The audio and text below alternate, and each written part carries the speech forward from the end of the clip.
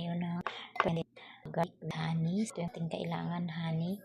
And then ito naman ay binalatang bawang. Ano to? 3 cloves. Ito ay yan.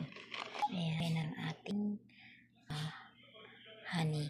So, tinatansya ko lang yung bawang kasi kunti lang kasi yung honey ko eh.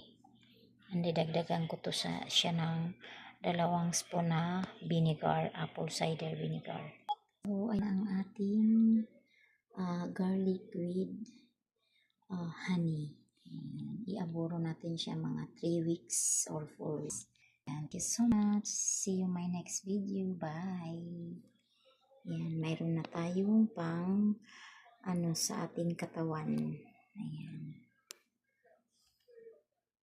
Takpan natin siya. And then, nilagyan ko ng parchment yung aking takip. So, ganyan.